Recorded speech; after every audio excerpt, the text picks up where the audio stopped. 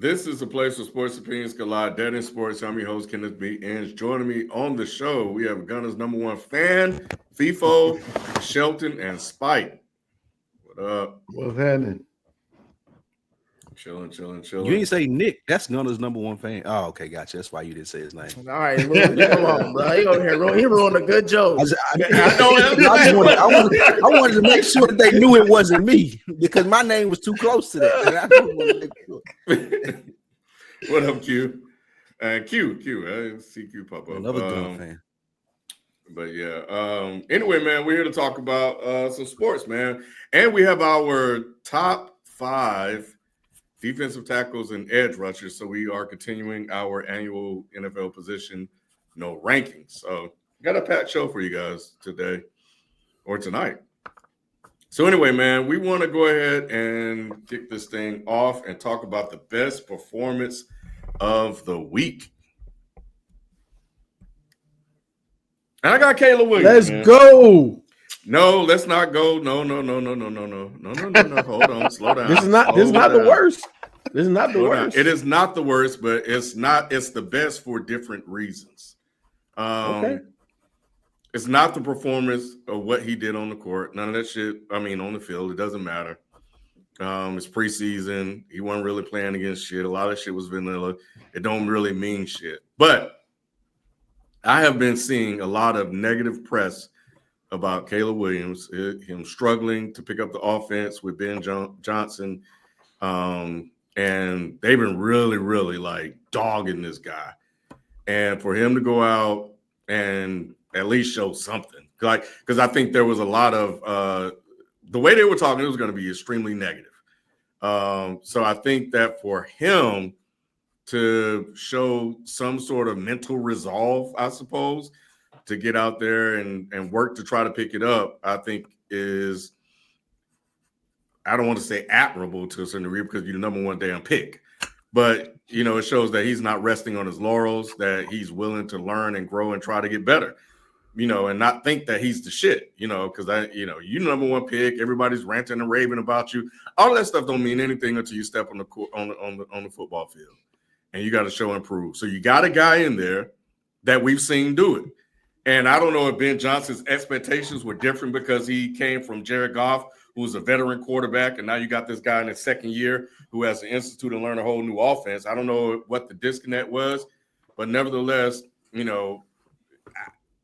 don't know what the hell was going to be on that football field when he got on there with the way they were talking. And I think the jury's still out. I still don't know how this shit's going to look by week 4, 8, 9, 15. But nevertheless, he didn't look as awful as I thought he was going to look based on the things that they were saying about him. And we ain't got a lot to pick from. So I'm going to give it to Caleb, man. It's okay. A couple things. Number one, there's a reason why he didn't play the first week of the preseason. And a lot of it had to do with Ben Johnson and that offense. Ben Johnson has come out and said that we wanted to throw the whole kitchen sink at him and see what stuck with him.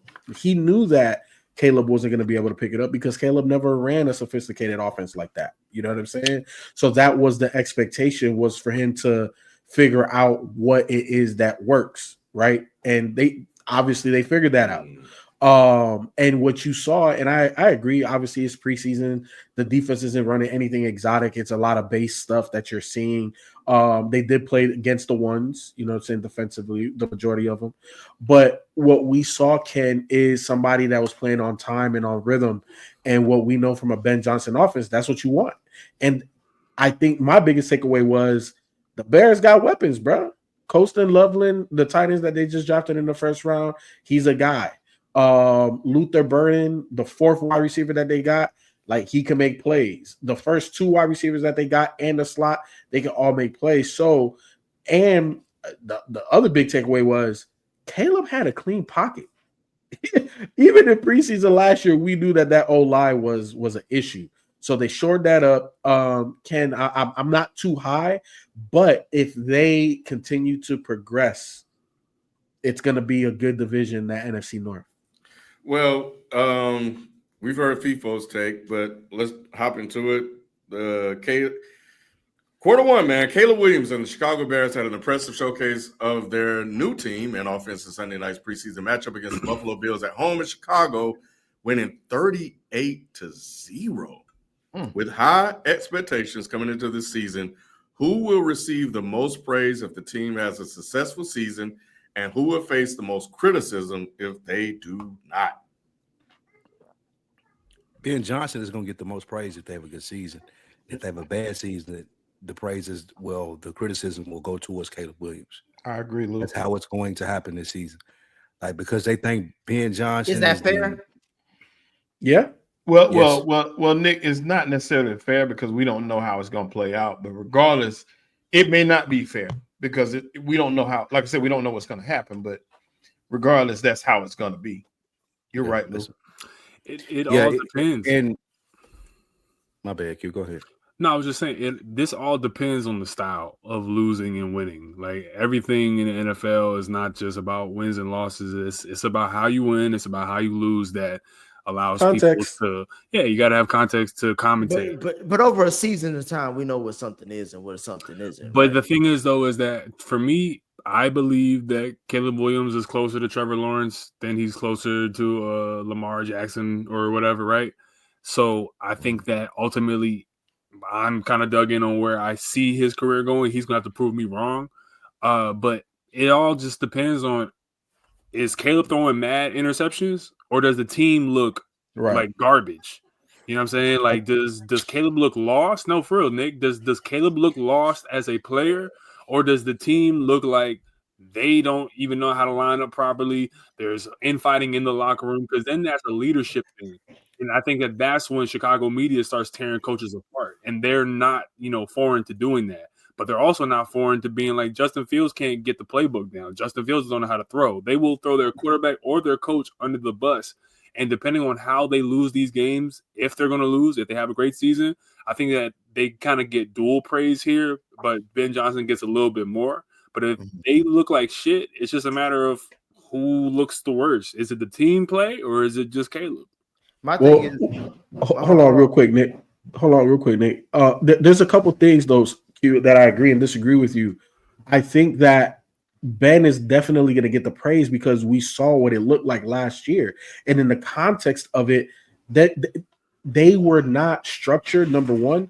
Number two, clock management was horrible, and that's a coaching thing. We knew that the coach was Matt Eberflus was the biggest question mark in the thing. We all knew that Caleb had some level of talent, you know what I'm saying? Whether it was going to be realized or not, that was on coaching.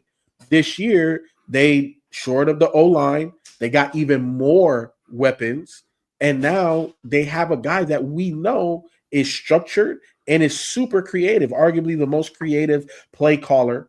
You know what I'm saying? Not that wasn't a head coach last year. So at the end of the day, if they do look good, right, and it's not Caleb throwing crazy wild passes and stuff like that, but wide receiver bobbled it and it was an interception, just like we saw with Lamar Jackson last year. Lamar had 5 interceptions total, and 4 of them wasn't his fault. You know what I'm saying? So if that's the context, then Ben still gets the praise. I think, again, to one of your points, I think it could be a bit shared, but I think Ben gets the majority of the praise because he's the biggest difference from this year to last year. Lou, I interrupted you. Well, you got interrupted a long time ago, but you can go finish your point before I go and say my shit. No, go ahead. I forgot what I was saying. My thing is, bro, Sheldon, when can we start judging quarterbacks? You know what I'm saying? Do we gotta wait till the whole room is renovated and we got love seats and lazy boys and we got a Basquiat on the wall? Is that when we can judge them? Or do we judge them based off the situation of being the number 1 overall pick? Means that you go into a shitball organization 9 times out of 10. Sometimes you get lucky. And you're there to turn it around, especially at the quarterback position. So to me, even though a lot of this season to me is based off of what Ben Johnson do, for better or for worse, this is where the clock starts for Caleb Williams. We can excuse 1 year. We did the same thing with Trevor Lawrence. But once you in year 2, bro, this is where we start counting these games. And I think Caleb's more like Jared Goff than anything. So I think that's why I think this is a good transition for him potentially. Nick, what you be watching? Bro, I need to send you my glasses, dog, because you blind as hell. How is he like Jared Goff? Sheldon, How is he like Sheldon, Jared Goff? Sheldon, what do they call me on this show? The QB. What do they call me? The QB whisperer. They don't. They don't. Not at all. Hey, that's They don't talk to them. you gotta talk to them. You gotta We talk do to not- them. we do That's what you call yourself. You gotta talk to Don't call them, me bro. that. You gotta talk to them. That's what Nick, she said. how is he like That's what Jared they Goff? say, Nick. I'm saying he's like Jared Goff in the sense of I don't know, Q, you may be on. I don't know if you're on the same side with not. me on this. I think he's Trevor Lawrence more than I think he's more Jared Goff as far as like he can help make your system look really, really good, but he can't do anything without a system, if that makes sense. No, Like, I think that he's not a quarterback to me that I'm like, go win me the game based off of being you. To me, he's more like go win me the game based off of execution. I think What is you talking about? I think he wins games because he is him. I think he's a more talented version of Jared Goff, which is why I think Ben Johnson is really happy to be with him because he can sign like I can. Hey Nick, you need the week off, boy. You need the week off. Take that do-rag off. That do-rag too tight. So what happens is all I'm saying is like that's what Caleb that's how you. Caleb That's how Williams you is can. more. He's an improviser, and Ben Johnson has a system. And where's that guy? Hey, Sheldon, where'd that get him? Nowhere so far. Nowhere thus far. Matt Eberflus is the worst coach in the league last year. So that's it's not. It's not. You know who's a better. You know who's the better head. You know who's the better head coach that I know you would say for sure will be. What is Lincoln Riley better than Matt Eberflus as a head coach? Probably yes. All right. So and what did he do that last year? What did he do that last year in college? Phil? He still pull up numbers though. But at the end of the day, Nick, the Bears were the worst offensive team in the whole NFL. Do you understand that they did not score a touchdown on opening drives the whole year? So the first possession that they get, they never scored a touchdown. That is Matt Eberflus all the way. That's just fine. In case you didn't know what that meant, Nick. Yeah, exactly. Right. and after I've already said that we've excused his first year, so I'm just I understand that. So my But my thing this is far. That's not his game. Lou, my point was this. You were talking about why bring up college because his last year in college was not that good, and his first year in the NFL was not that good. So his last year in college was perfectly acceptable. So Patrick Mahomes last year in college, okay, he did what he was supposed to do. He won the games he could win. He ain't got as much control over the other positions like he would in the NFL team. As a full-time starter, he did what he was supposed to do. Like but he wasn't going to win a championship with USC, just like Okay. Texas Mahomes wasn't going to win a champion. Excuse And me, if- just like Mahomes was going to win a championship with Texas Tech. Mahomes, the difference in what you're saying and what's actually happened is he is an improviser, and Ben Johnson has a real strict. He is. That's what he's best at. When he get outside the pocket, he start making plays. He's not a system. I'm saying, we don't know that in the NFL. Yeah, we do know that, Nick. No, we don't. Yeah, we do. Look. I'm putting it to you like this. He flashed it. Look, what Mahomes is an improviser in a system, right? What's the head coach? Andy Reid.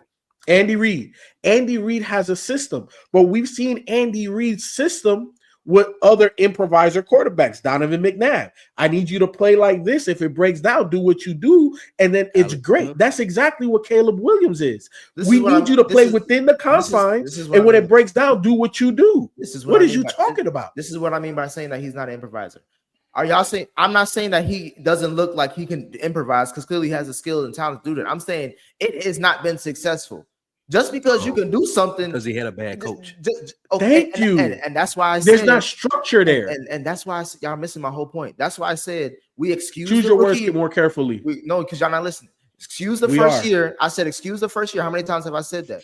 I said even though I think this is a big year for Ben Johnson, I can understand why people think this is a big year for Caleb because it's like how long are we waiting to say like okay now he's finally ready to be judged? It's like we don't do that for nobody else. We ain't give nobody else that we time. do it for everybody. We still doing it for Trevor Lawrence. Did we do that for Bryce? Did we do that for Bryce Herbert? They did it for Herbert. We're doing it for all. We did do it for Bryce Young. We did do it for Bryce Young. Bryce Young was talking about getting traded his second year. I mean, but and now he's in a good spot. But we still doing it for Hurts. We hung tough with Tua. We hung tough with all these QBs. I will say is that we're at a point in NFL and really just sports in general where if you don't flash within your first 2 years, the odds is that you won't be a generational talent or you won't be a superstar. Exactly. But it's not that we can't find outliers or there is not some level of But them outliers ain't number one overall picker. I understand that for sure. I understand that, and that's why I keep saying. That's why I keep saying. From what I've seen, I see more Trevor Lawrence from him in Caleb Williams than I see in being a Joe Burrow type. What does that mean to you? What is Trevor Lawrence? To me, what that means is I don't see generational talent. I see a solid quarterback. I see a solid QB. I don't really see anything. That's why I said Jared Goff. What if Trevor Lawrence had a good coach like we think Ben Johnson is, though? He's never had a good coach. He had a Super Bowl winning coach. I think I don't know. See, because the thing is, I'm somewhere in between. I'm between Nick and I'm between FIFO in terms of these takes, because it's like I feel Nick and I feel FIFO on he's flashed some good stuff, and I also feel Nick on the sense of, bro, we got to call a spade a spade. I'm at the point where with Caleb Williams, he's gonna have to prove me wrong, and I'll gladly say I'm wrong. But I believe from what I've seen, I don't like his attitude. I don't like the personality for the quarterback position, and I just think he gets happy feet too much. And I'm hoping that if I'm going on FIFO's take, that Ben Johnson brings more structure and brings more of a, look at the first read. If the first read ain't there, I got a safety spot for you with the tight end, or I got this soft spot in the zone that we're going to find for you the same way that Jared Goff was able to do that with Laporta and those people last year. But the issue is can Caleb remain calm? And I don't know if he can do that. That's why I say Trevor Lawrence. So that's just me. You don't see the dog in him, huh? I don't see no dog. I think that's kind of like Sheldon. He got talent. All that crying on the sideline and shit with his mom, like that shit do something to me, bro. Like, that really means something. It did, and that's why I don't understand. That's why I understand Lou or FIFO. FIFO over here contemplating about hitting motherfuckers at 35 plus just for the gimme. I was not 35, and I played quarterback. I wasn't hitting nobody, my boy. And he don't understand the dog in somebody, but then he gonna tell me like this nigga just because Caleb Williams run around in a circle 3 times before he throw a football, he's supposed to be a death-defying quarterback. I ain't seen shit yet. I'm wondering what quarterback. Tell me the last time he done something for me to say that's some good shit. I'm wondering what quarterbacks of his generation that you do see dog in. Is it CJ Stroud? Is it Jordan Love? CJ Stroud is definitely Stroud is a good one. J-Lo is definitely one. The top 3, you already know the elite ones, right? Burrow, Jaden Daniels. Y'all think those dudes have hearts, and y'all think that Caleb Williams? I didn't say he don't have a heart. I just say he got to prove it to me. It look a little different right now. And they proved it to you. They proved it to you. Yeah, like Jalen Hurts. Why are you asking these questions? Yes, nigga. Jalen Hurts is proving to you he got heart. Yes. What? Okay. And what's my guy from Houston name? CJ Stroud. He just absolutely, bro. Even Dak Prescott and Jordan Love. Yes. Even Dak Prescott has proven to me that he has heart, bro. Every one of the ones you named have stepped up in big moments. You saw Jordan Love step up and dog your Cowboys in the playoff game. You saw CJ Stroud win a playoff game. You seen Jalen Hurts go to the Super Bowl twice. Those guys that you named all have heart, and they have more heart than they do talent, even. So that's something. That's what I'm saying. That's what I'm saying. I'm not trying to hear all this foo-foo shit when y'all talking about some. We gotta wait and see. But all those guys got structure though. No, but all them got. Nick, all them guys got structure. See, because that was the worst team in the league, and the Bears were one of the worst teams. They weren't the worst. It was the Panthers, but either way, because of the trade, that's how they got the number 1 pick. But all of those other guys that you talked about, especially Jalen Hurts, structure. We're talking about CJ Stroud. Yeah, he had a rookie head coach, but the rookie head coach had structure, even though he was the defensive head coach. Right, he's on the defensive side of the ball, but they brought structure. This is how we are going to be good. And hold on, okay, I'm gonna get to you. The same way that I put in the chat, like y'all niggas didn't believe in Dan Campbell, but what Dan Campbell gave y'all was structure and rah-rah. Y'all didn't like the rah-rah, but I saw the structure with it. What Ben Johnson is bringing to Chicago is structure. He's holding Caleb at a high regard. Hey, this is how we play quarterback. And here's the thing, right? It's about the details. Ben Johnson talked to him about Q, what you were just talking about. Your body language, bro. All of that shit matters when you are the starting quarterback, when you're the number one quarterback. Right. Ben Johnson's going to hold him to that standard because he has the talent, and then we're going to see Ben Johnson extrapolate it. Now, I'm not saying that he's going to become Mahomes. I'm not saying that, but I know that Ben Johnson is going to be better for Caleb Williams than Matt Eberflus. And you wanted to say, and you wanted a situation where he flashed. I don't know what you was doing for Thanksgiving, but I was watching the Bears and the Lions.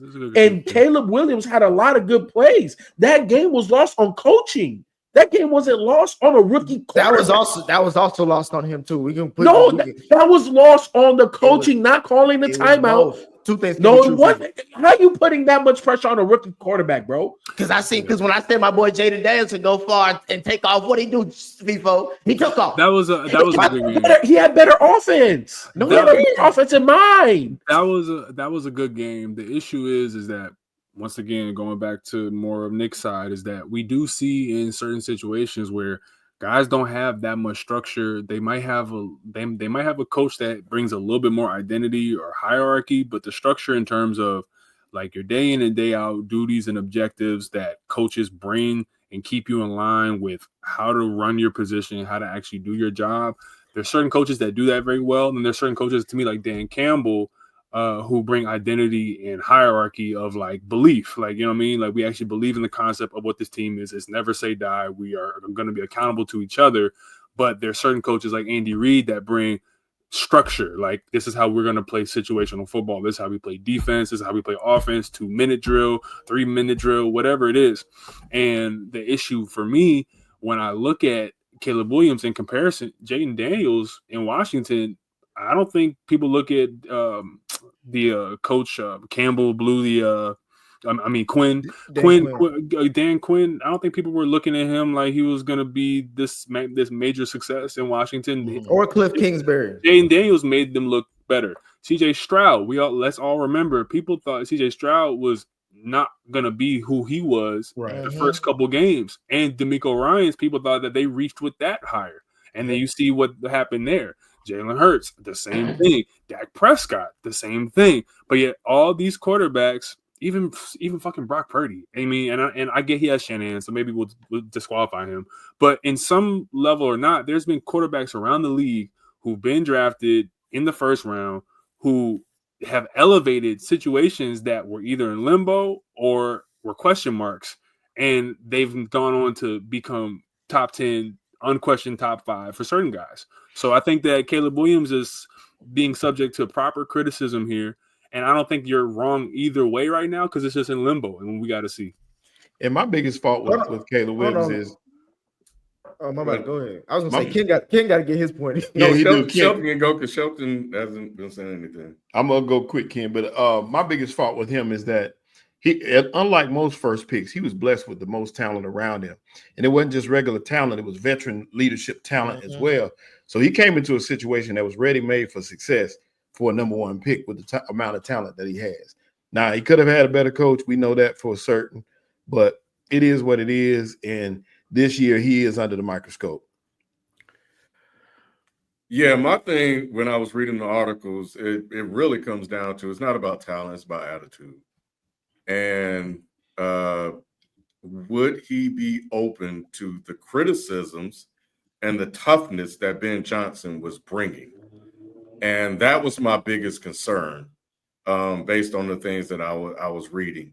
And will he accept it? Because if he doesn't, then he's going to be out of there. So so far it seemed like at first he wasn't, if I'm reading in between the lines, but it seemed like he's starting to come around and realize that he ain't really done anything in this league and he ain't really nobody in this league. You're only somebody if you win, and you can be. I mean, Brock Purdy turned into a guy, of all people. So, because he had the one thing you guys were talking about, a system and a structure and pieces around him that was able to make him successful. We've seen what happened with Brady, when he came into the league as a 6th-round pick. So, and we've seen plenty of first-round picks fail, with all of the talent that they have. So, talent don't really mean much of anything. It's all about what you do with it when you get on that football field. And if you think he's the hot shit, He'll be out of there. He'll be out of there in no time. And my thing is, I'm giving the brother some time, so I don't know why people say I'm trying to be a hater or not. Because I'm saying this is Ben Johnson year. Who the fuck is Ben Johnson? If FIFA was over here trying to give out some rah-rah points about Ben Johnson, I'm like, nigga, I ain't never seen him be a head coach. Shit, the way D'Amico Myers at least was in the damn Super Bowl before he became head coach. That nigga gambled his goofy ass away out of a Super Bowl. To me, that's why Ben Johnson. I'm on watch for him. Permanent for all season. You might as well put that for weekend. Yes, you don't yes, watch him because a lot of people putting on watch for Caleb this year too. I'm putting the same thing on that head coach. We got to keep the same energy. More to Caleb.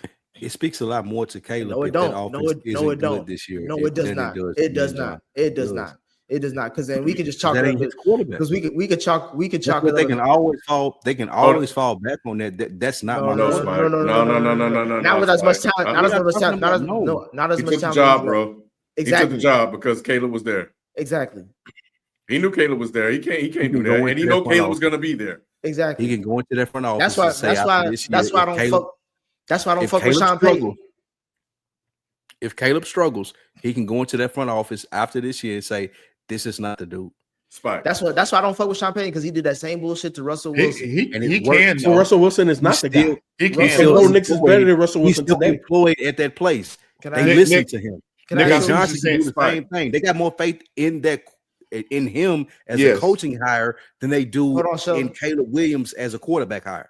Hold on, Sheldon. FIFO. Where did Sean Payton and Mike Tomlin's season end? Was that in the first round?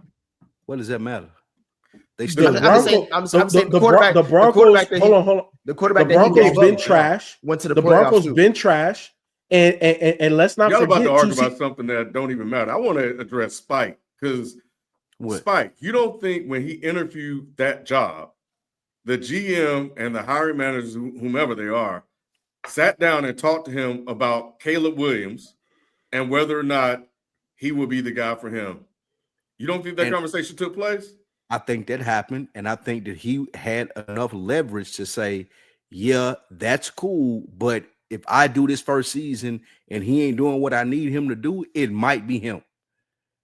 I think that they're going to give him a lot more leverage than they're going to give to Caleb Williams. Right. Yeah, because it's a new ownership group. No. It's a new ownership group too. And when you have a new ownership group, bro, everybody can go because that head coach is not married to that quarterback. They can't afford it. That's the problem. That's what I'm saying. They cannot afford to let Caleb go. I can draft a quarterback next year. No, you can't. All right, so it's just so easy to go draft a quarterback. Thank you. It's just so damn easy to go draft a quarterback. They suck. Cardinals did it. If they suck and they say it's because of Caleb Williams, they're going to draft a quarterback in a draft this year coming up that has a lot of good quarterbacks. They're going to say, okay, let's take a new quarterback. There's only two quarterbacks coming out of this. Hold on. All right, for one, them drafting would not make sense because that means they have blown 2 first-round picks because Justin Fields was a first, and they gave away Johnson's fault. And they gave away a first-round pick. They gave away a first-round pick. That's 3 first-round picks of quarterbacks that has been blown away. Again, if I'm Ben Johnson, I'm walking into that office in the front room like none of that shit is my fault. I told y'all he might be good, he might not be. I tried to make him better. He sucked. Let's take another quarterback. That's not how it's gonna work, bro. He's there for 4 years. No matter how this year turns out, he's there for 4 years, bro. The worst case scenarios, they won't pick up his option. He's there for 4 years, regardless. Ben Johnson has to make it work. Like that's what it is, bro. That's facts. And hold on, Sheldon. Lou is the worst person to have in a damn negotiation. He over here saying goofy shit. My thing is this: Ben Johnson got to make. He has to prove. At least I think Caleb, as a first overall pick, is going to get many chances in this league just because of that title alone. So that's why I'm saying this is on Ben Johnson because he went out goofy, and if he come in here goofy, he goofy. That's all I'm trying to say. Nick, I would kind of agree with you, but the league is looking at him like he's that guy. That's how he's looked upon. They don't look at that. That's why they don't look at that. But they ain't looking at that last game. They're just looking at that team as a whole and all that they've done over this time. All that is on his back. They don't look at Campbell for that. They look at him like he's the mastermind behind that success that team. I know that's what I'm saying, and I don't think that's true. Wait, hold on. So you gave Dan Campbell all that flack, and then now you're gonna say that the offense wasn't because of Ben Johnson? I'm saying, since when have we ever given a coordinator more respect than the head coach? First of all, we It's know happened. that Dan Campbell. Who? Well, what was the guy? Schottenheimer? Kyle Shanahan was one, right? Yeah, Kyle Shanahan was one. There was the coordinator Brady had. I mean, not Brady had, but Belichick had. We blame Kyle Shanahan more than we blame Dan Quinn. But that wasn't what your question was, though. Yeah, I said exactly. That's why I said, who do we praise as a coordinator more than we praise as a head coach? Yeah, we praise Kyle Shanahan more than was praised more as a coordinator than Dan Quinn. Coach. Right. That's why he got the blame. Exactly. Nick, it has happened in the past, and at the end of the day, there's certain type of archetypes of head coach, right? Your favorite head coach out there in Pittsburgh, he's this type of head coach. He's a CEO type of head coach, right? Where he delegates. What's the Harbaugh that's in LA right now? I always get him confused. John Harbaugh is also a delegate type of head coach. Hey, I need my coordinator. I need everybody to do their job, and I'll manage everything. That's what Dan Campbell Vic Fangio gets more credit than Nick Sirianni for 100%. Nick Sirianni don't deserve no credit. All right. Anyway, y'all naming the bottom of the barrel. We're answering the question. But you gave me two. Again, let me finish. I said you gave me two goofy ass answers, but I'll take it. I guess. I'm just saying, on average, we are always giving more credit to the head coach than the coordinator. And until the coordinator succeeds, then it wasn't until Kyle Shanahan was actually doing shit with the 49ers. We're like, oh, he was the real engine behind that Falcon shit. Granted, you could give him credit early, but still, it solidified. That's what's the Yeah. No, that's not true either, Nick. It just depends on who leads the team. Like if your coordinator, if you're a heavy offense and your offense is the primary force of your winning, then you lean on that team. Like you lean on that part of the team. Like that's the coordinator. Like that's just how it goes. It's not always that, and that's why the examples they gave, they're leaning on basically whatever is the driving force of that win. Like, what was the driving force for the Eagles last year? Like it was the defense for the most part. Like the offense it was the offense, bro. It was the offense, bro. Don't do that. The offensive line and the running back. But listen, offensive line is not the same. The offensive line is not the same as saying the offense as a unit. That is offense. What are you talking about? It's not the same thing. As a coaching unit, you're not looking at just the offensive. You're looking at the defense as a coaching unit, and that's why it was the whole offense. You had AJ Brown, you had fucking Devontae Smith, you had Saquon Barkley, and you had that Saquon. That's the whole fucking offense. It was Saquon. Not bullshit. It was the offensive line. Lou. They didn't have a quarterback that could do enough to make. So what was the running back? What is the running back? They didn't have a great running back. They had one of the greatest running back. Right. Yeah, one of the greatest seasons. Greatest offensive lines. Exactly. That's the whole offense, bro. And a mid quarterback. What about the receivers? they have an A+ plethora of receivers. All right. Yeah. Hey Lou, what happened to Eberflus? That's how a mid quarterback wins Super Bowls. Lou, what happened to Eberflus? He was a horrible coach. What happened to him? Topic, man? Yep. Moving on, man. We'll get into our positional rankings right after this quick break. If you are a fan of hip hop and love unfiltered discussions on the culture, check out Dead in Hip Hop. From album reviews to hip hop debates, Dead in Hip Hop always keeps it real. Go to youtube.com/Dead in Hip Hop and search for Dead in Hip Hop or DEHH to subscribe now. Dead in Hip Hop, no politics, no BS. Welcome back. We are continuing our NFL positional rankings list. Once again, we will go over every major position, rank the players who stood out the most to us, and discuss why we selected those individuals. Each position, except for quarterback, will be ranked 1 through 5. Quarterbacks will be ranked 1 through 10 for whatever reason, because we don't have 10, but that's neither here nor there. We are now moving on to the top 5 defensive tackles and defensive ends currently in the NFL, starting with edge rushers. Number 5. All right. Crosby at 5 is nuts, and having Bosa on the list is even more nuts. Bosa ain't did shit last year, boy. Hey, you're on mute. You're on mute, Lou. That's so no one can hear your goofy ass. Parsons at 5 is the craziest thing I've ever seen since I've decided to be a part of Dead End Sports. That's insane. I mean, he's better than 6, Lou. He ain't do much in last year, but yeah, having him at 5 is nuts. I mean, I'm just going off impact. So man, I see what you're man's saying, gave me problems with Zach Bond being 4, and you telling me Michael Parsons is the 5th. I'm just going off of edge rusher in the impact. NFL. I'm going off of That's impact. Insane. I'm going off impact. I hate when y'all be just divisional hating on. It's not. We're supposed to be a neutral show. It's not divisional hate. We're supposed to be a neutral show. He's one of the best players in the league. Q, I would have been okay if you left him off because he ain't got no team right now. Like, what is he like? Come on now.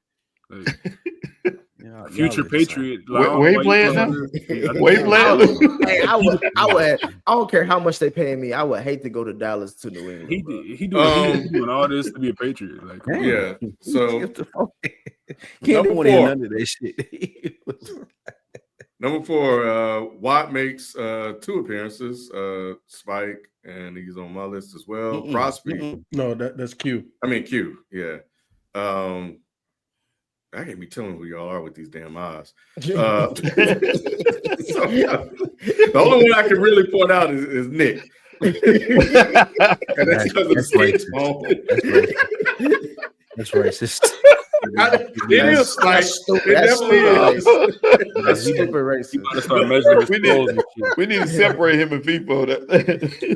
No, that helps. That helps. Sheldon and FIFO both got like distinct glasses on. Like yeah. How is Parsons 4? I don't understand how he outside. He's going off of It is both from the Eagles fans. He's going off impact.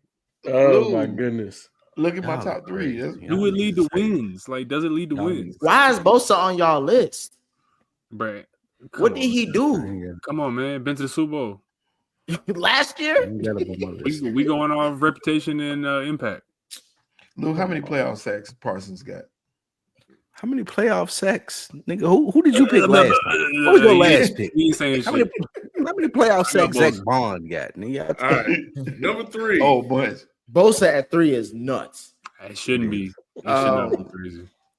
You really got to think out for Bosa, bro. Bro, because it don't make sense. Like I'm asking him. He shouldn't be 3. He definitely shouldn't be 3. There's no reason. He racist. I hate it too. Hey, Shelton, it's not even just that. It's more of like, what did he do last season that you was like, I'm impressed. He's top 3.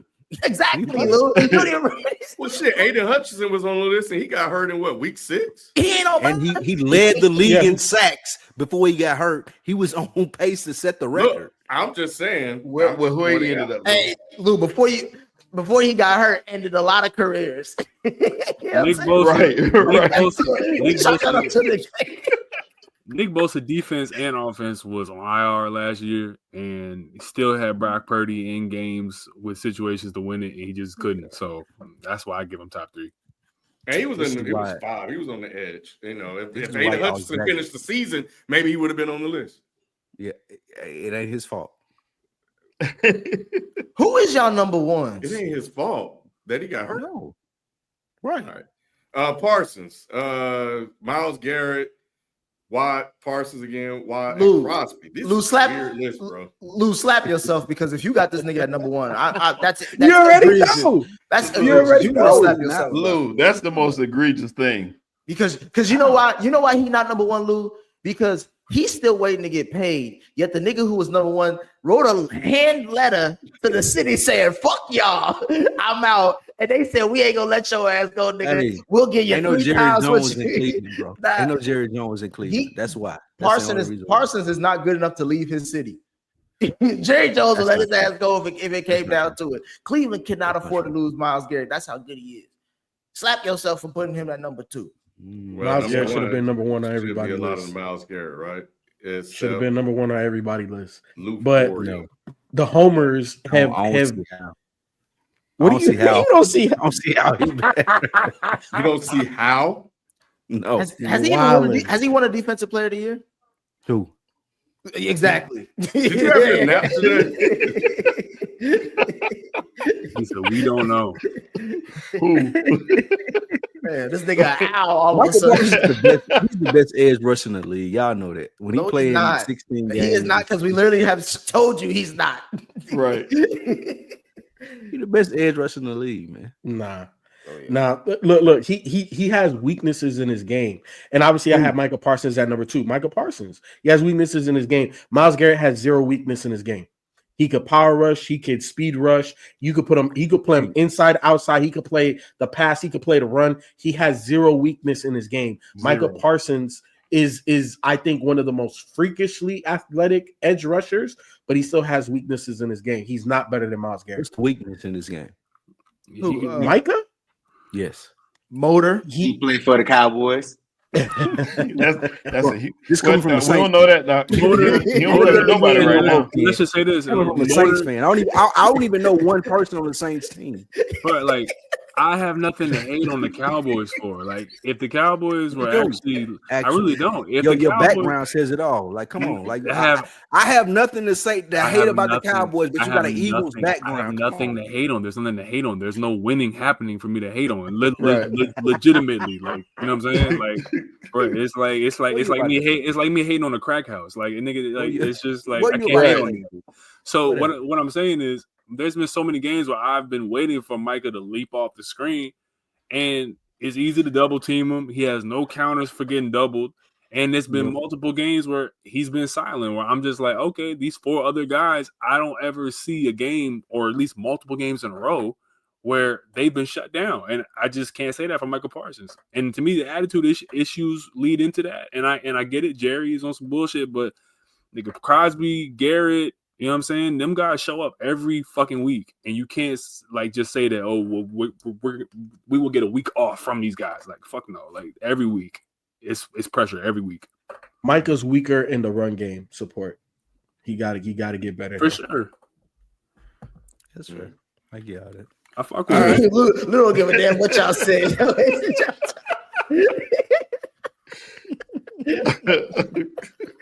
I knew he had to move on, so I ain't. Dang, Spike, it looks like you were the only one that had Hutchinson on your list, huh? I don't know why. You got a nigga with one leg. Yeah, you got a nigga with one leg on the leg. What Hutchinson did last season and y'all not giving him any acknowledgement is crazy. Yeah, what he'll be on next year's list if Bro, he's healthy. If he had finished this season healthy, he would have been number 1. What's in that cup, Lou? All right, what's that? Defensive tackles. Yeah. Let's do it. All right, man. Let's get into it. Yep, top NFL defensive lineman. Boom, number 5, Quentin Williams. We got Hayward's on here. Jeffrey Simmons. Who's that Williams guy? Leonard Williams. Leonard Williams. Yeah, that's right. Okay. Okay. All right. Oh, Leonard Williams. He was Seattle. That's when he was with the Giants. Yeah, that's why that's the wrong clip. Yeah, he was Seattle. No, mine upside down. What's upside down? What? Yeah, because that's your number 1. That's the Lawrence. Or I say Williams. Okay, but it's it says the Lawrence. All right, man. You all right? the pitch ain't the right way. Oh, okay. Oh, you had that. Nick, you got a Titan on your lip?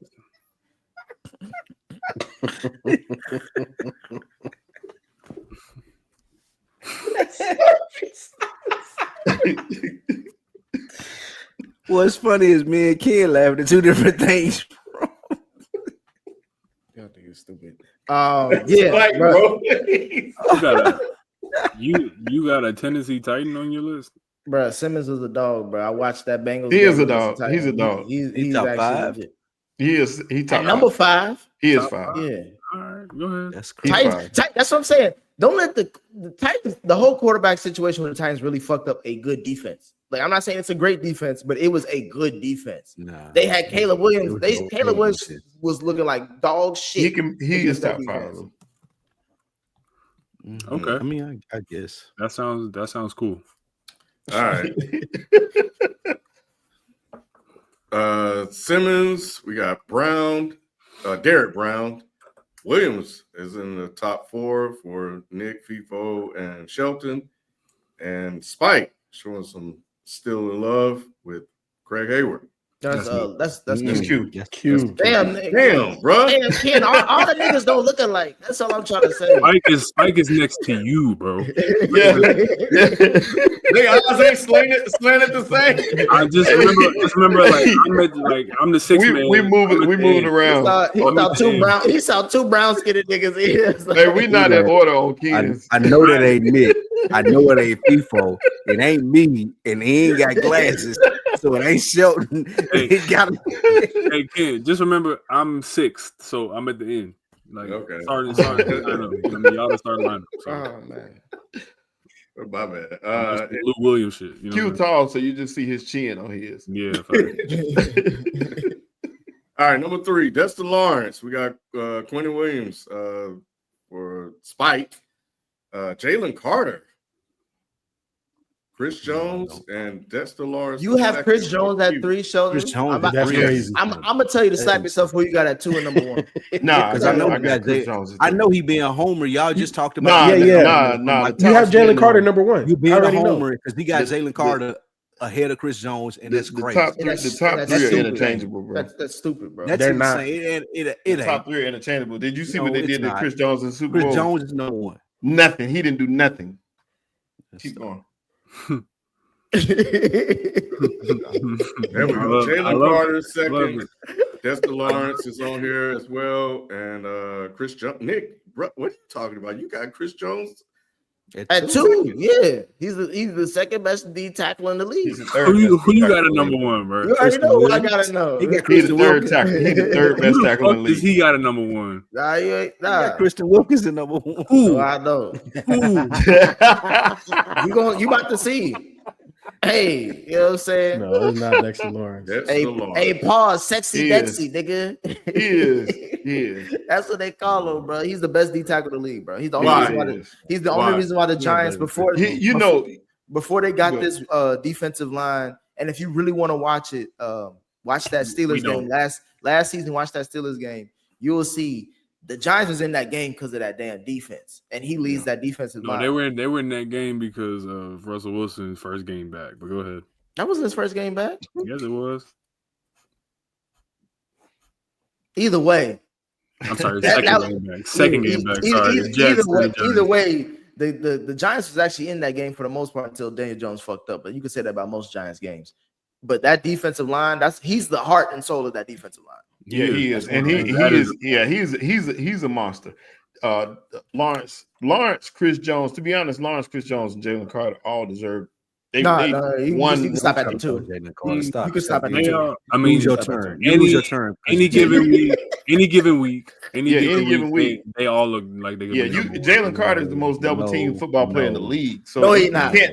Who's more? Who gets more double teams than Jalen Carter? I'm just saying you ain't got no stats to back up what you just said because I know you just talking shit. He just made it up because he watched Eagles games.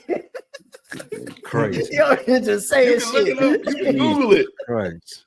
Did you Google it? Did you? However, Jalen Carter every week he making plays. So unlike some people, we'll see this season. We got tape on him now. In the NFC Championship game, unlike some people, I think the interesting thing about this list is the Giants is going to have a hell of a defensive line. Hey, I can't wait. Hey, bro, you know I'm going to MetLife.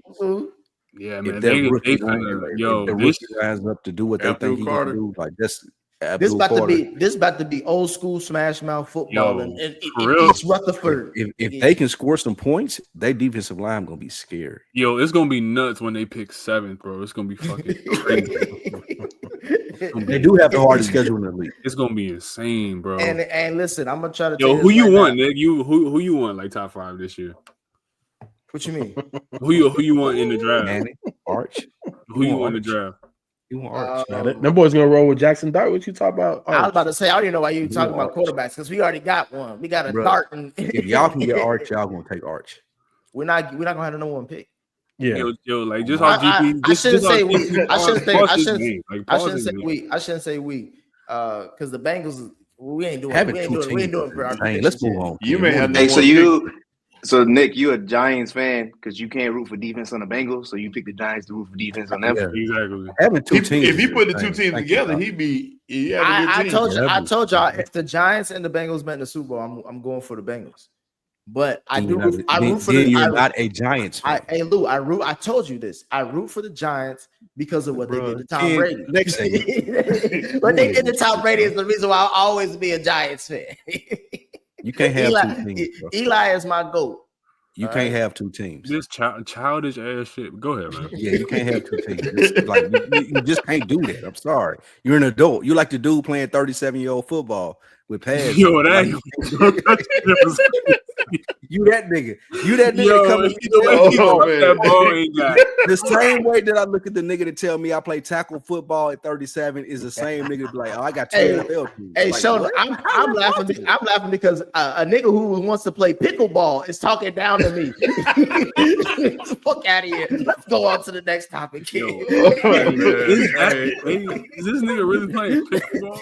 Bruh. Not yet, but I'm we'll be back with a conversation about the AFC South right after this quick break. If you're looking for real conversations and motivations to be your best, then you have to check out Another Week in the Books. Another Week in the Books with Spike, Lou, and Rich is your go-to podcast for growth and community. Plenty of dope conversations take place week to week as they inspire each other to be better through conversations. Another Week in the Books, wherever you get your podcast. Welcome back. The AFC South is a division with a lot of questions for every team. The two headline teams in the division are the Houston Texans and the Jacksonville Jaguars, both of which have high expectations for a turnaround season after disappointing campaigns last year. Are the Texans a lock to win the division? And will Trevor Lawrence have a bounce-back season similar to his 2022 performance when he won the division and reached the second round of the playoffs? People forget he did that. I'm going to say that it doesn't matter based on the fact that his coach in his press conference said, Duval. No, that is not. That's the same coach. That is not. That killed me too. That is not it. That is not it. He said it like a creep. Yeah, he was like, Duval. Nigga look like he should be casting Dexter. That nigga like Timmy on a South Park. That nigga's on the Epstein list. Like, I don't know. Yeah, that's what I'm saying. He said it like he the Duval Dickler. Yeah, like, for real. That's crazy. And honestly, CJ Stroud could throw for the fucking 20 interceptions. I'm picking the Texans to win that division. Like, it don't matter. So, I think the injuries to Tank Dell and Nico Collins are a little bit concerning. If I'm not mistaken, they're both still coming back, not 100%. But I just trust D'Amico Ryans and what they got going on more. And plus, the rest of the division is utter cheeks. So, yeah, I got the Texans. Same here. That division is trash. I think that what the Texans, as far as their head coach, the quarterback, the defense, they are going to be able to win 9 games, and that's probably what it takes to win that division. So they're going to be good. I think they'll still be able to get in what they need to get in as far as a trajectory of being a good team. Nico Collins is going to continue to assert himself and help CJ to grow even more. I think Nico's going to have a really, really good year, especially if he can stay healthy. That's the biggest thing. Plus, I like the running game. Nick Chubb looks like his old self out there as far as his power and ability to run the football. So I think that's going to help them even more. And like I said, the division is kind of weak. That Tennessee team, I think they're going to surprise some people, but not enough to win the division. They're not. Yeah. I don't think the Titans have enough horsepower. But, yeah, I think this is the Texans' division to lose. They have the best quarterback in the division. Typically, when you have the best quarterback, that means that you should win the division. I don't think the Jacksonville Jaguars are going to be ass. I think they probably make the wild card as well. But I think the Texans win the division. Yeah, I could see wild card. I will say this about the division. I'll just break it down by each team. The Colts are just a wasteland. Dumpster fire. Yeah, Daniel Jones is your starter. Yeah, I don't even know why they're even a franchise at this point. But there's that. The Titans. Hey, I'm gonna say this, bro. Don't they call me the QB whisperer. Don't skip over this. Hey, Mike. I'm not. Hold on, I'm not there yet. I'm just saying you know what this. you gotta say about I would not be surprised if somebody says, "Bro, the Titans better than I thought." I think the Titans gonna be better. But I thought they was gonna win 2 games and they won 5. Yo, that's just crazy. I think they can arguably be second in this division. They don't have guys. What does that mean? Like being second in that 6 division? games. That's 6 wins, bro. That's a good Second in improvement. this division is 6 games. That's a good improvement for picking number 1 overall. But my thing is like it's between the Jaguars and the Texans. Because to me, the Jaguars have the best overall team. Because if you go like you see all them first round picks they got on that team, it's like especially defensively. Especially defensively. Like if you have a good coach or even maybe above something a little bit above average, that team should win 8 games at least just off of competency. Did they change ownership? I'm just saying, Q. I'm just saying if we're just going off of roster talent, I know that's only certain people give a fuck about that. I think that Jaguars can do something, but I don't know about that quarterback. But to me, it's the opposite with the Texans. It's like I understand who the quarterback is, but that roster outside of a couple defensive players ain't shit. The Jacksonville Jaguars are the NFL Sacramento Kings. It don't matter until they sell that ownership. It's just not gonna work. I'm sorry. No, I don't care what they. I will default that the Texans will win the division because they got the quarterback and the head coach. No other team in the division can say that. Yeah, but so you agree with all of us? I'm just saying that. I'm just saying that. I don't think this division is locked up. I'm just saying if I had to bet, I would bet on the Texans. The Texans are going. Is this Trevor Lawrence last season as a Jacksonville Jaguar? No, they paid him too much. Nah, he's not going nowhere. He a blonde-haired, blue-eyed white boy. That's it. Every franchise which they have. They paid him like just this past season. Yeah, he got his money. I don't know. I'll put it to you like this: with Jacksonville, they'll get another head coach before they get rid of Trevor Lawrence. Yeah, but this is the final stretch before he proves himself to be that franchise QB for real. I wonder what he's going to do with the next head coach. That's what's about to happen. See, we just did this with Caleb Williams, and this is why I agree with Nick, because it's like how many coaches like are we gonna give Trevor Lawrence before we just say that he's okay, like he's solid? Like, how many is this? How many is this solid?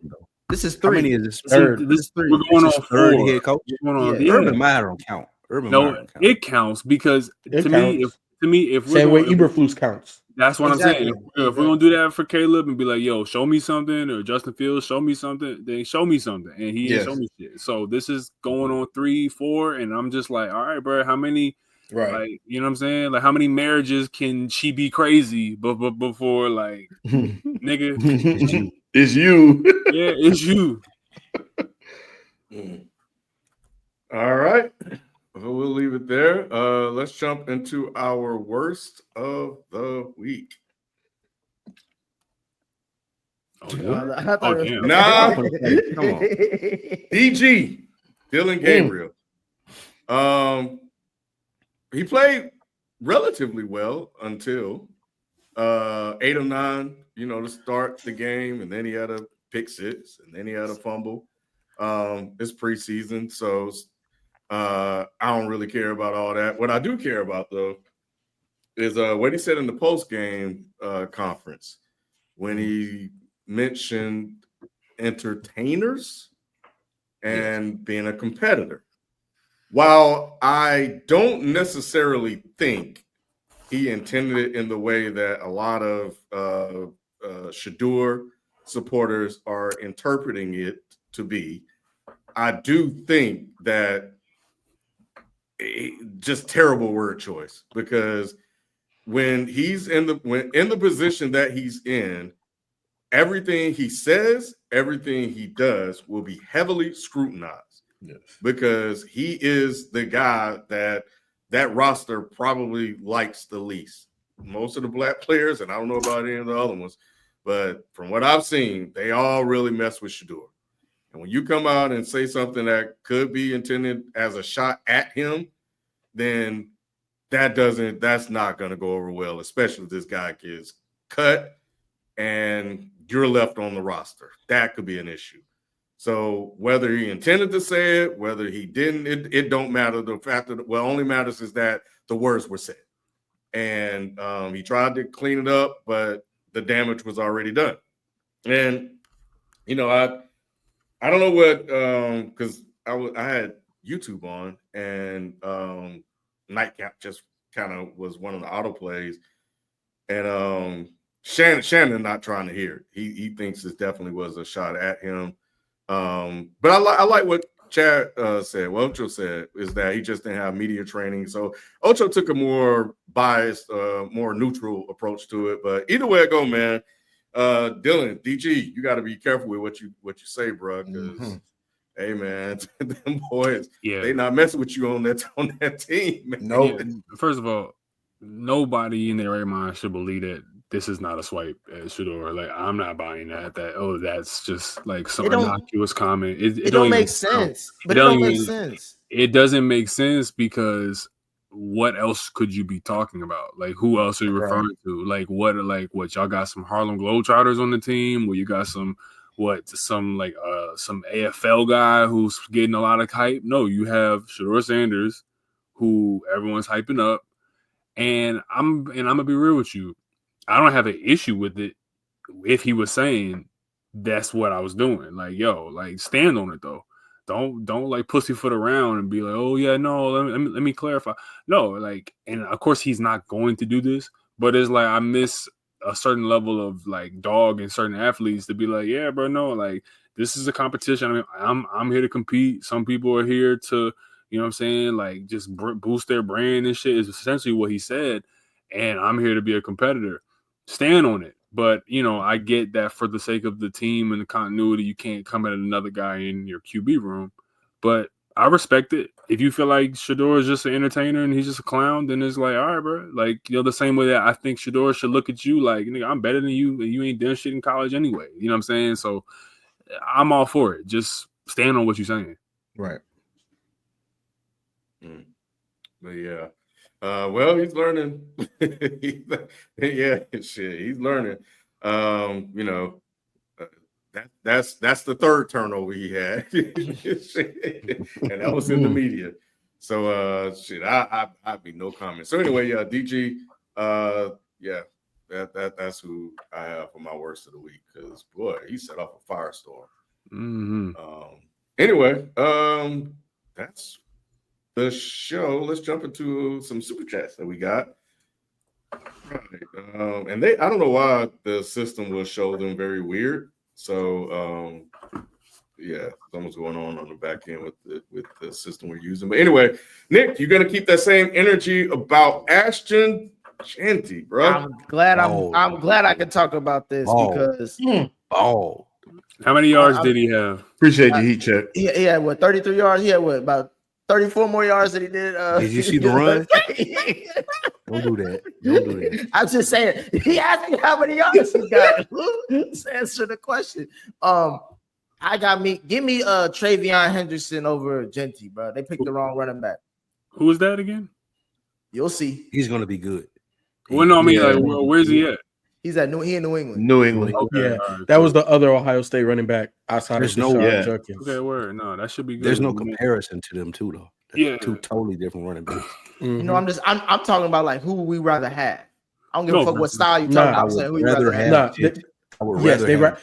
Okay. Pete Carroll would rather have a Marshawn Lynch, like running back. Okay, yeah, he'll value it. And did Pete Carroll even do anything? What did Pete Carroll do when it counted for the game? hey, he learned from his mistakes. He learned from his mistakes. Bro, Jeanty is a blue chip prospect. The dude that you're talking about in New England, he's like, oh, we glad we got him. Don't do that, Lou. Don't do that, Lou. No. He's a baller too. Yeah, exactly. Yeah, don't do that. I ain't saying he's not a baller. I'm saying he went in the second round. Jeanty ain't doing that. He was top. Blue chip. Listen. There are two different types of running backs. Jeanty is what we saw against the 40. He's going to run over you. He could run around you after he ran over you. Where the buddy in New England, he's a do-it-all back. He could run. Right. He could catch. He could block. I'm not taking him with whatever first pick in the first round draft. No, that's all I'm saying. I just think it depends on the identity of your team, and Jeanty fits what the Raiders want to do. Who's going to have a better year, Omarion Hampton, Travion Henderson, or Jeanty? Who's going to have? I think Omarion Hampton. Omarion has. I don't know that offensive line, bro. They lost Slater, bro. Isn't Amarion Hampton in He's the Denver? Chargers. He's with the Chargers. These are the with Chargers. Who's the running back that Denver took? The one out of Central Florida. He good. Yes, too. Harvey. I I think New England is going to have the best year out of running backs. You think so? Yeah. Yes, absolutely. Because to me, I think Harvey might. I also think that Genty wasn't drafted into a situation that he was drafted into. So I think Harvey is probably going to have the best one because Sean Payton, and we've seen what Sean Payton had.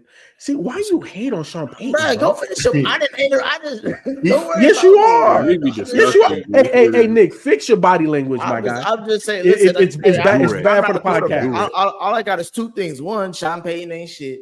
And two, Sean Payton better than Zach, whatever his name is over there. Does that mean anything to anybody? No, it doesn't. They would have won that championship if they would have had Sean Payton. And if we were drinking what Lou had, you would be on the same level. But my thing is this, and number two is no, Lou. Genty isn't a blue chip. He just played on the blue field. We all know what the hell Genty is because when they counted kid, when we saw them games, it took him. He had no O line. It took him no O line. Best running back. He's the best running back out of this class. It took him a lot. It took him 100 attempts to get 100 yards. We doing a lot talking about the Patriots, Saints, and Raiders right now, but we gonna see. We will. We're talking about the Saints. That's what we here for, Q. The Saints, no, like we are not here to talk about the Saints. Who is though? That is Doc. No one ever on any sports show. That is Doc's job. That is Doc's job. Tweets open doors. What would it take for the top 4 quarterbacks to fall down the list after next year? Would CJ, Jaden, Jalen, Goff winning the Super Bowl be enough to knock one down? Oh yeah, for Shursky. But I'm gonna tell you right now, y'all gonna have to block Sheldon if Jalen Hurts wins the Super Bowl next year. Y'all gonna have to block Sheldon. This is not gonna be me. This nigga, like, no, bro. Like, Sheldon's gonna be, how can he not be top 2? How can he? And like, you gonna have to deal with that. But Jaden Daniels, I feel like if he has a historic season, you could make case for top 5. Like, I feel like he could knock Stroud down even more. I feel like Jordan Love would go down more. Pause. And I feel like other guys who are, on the list, like on the list would be knocked down. But nah, Jalen is probably the only one that I think with a Super Bowl win could contest for a top 5, like undisputed. Yeah, you got it. I'm looking at Burrow. Man, ain't nobody passing Burrow, Jackson, Mahomes, we can't keep Allen. We can't keep this Burrow thing up though. Like, see, we can't keep doing the whole like these guys are solidified. They're that forever.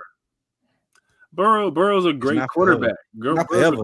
It's season to season. So when we go into this next season, and if one of those quarterbacks happens to how many times in the last 3 years has Burrow made the if one of those quarterbacks happen to win the Super Bowl, it's just because they have a better football team.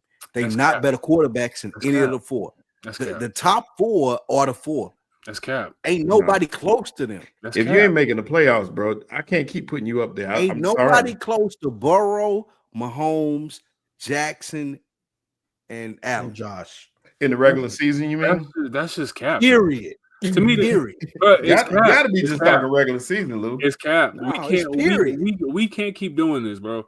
If the objective is to get in this car and get to a certain destination at a certain time, I don't want to hear about, this nigga's the prettiest driver. This nigga, I don't give a fuck if the other driver broke down one time, had to go get gas. If that nigga got to the destination before the prettier driver, nigga, I don't want to hear that shit anymore. Yes. If we keep doing this race and the fucking less, finesse driver keeps winning and getting ahead of this other guy, I don't hear about style points no more. I want to hear about my thing is, he said real quick, what Tom Brady said is so astute. Because he said, you quoting Tom Brady on this program? You his mic. I'm quoting his mic. Yes, I'm quoting the greatest QB ever.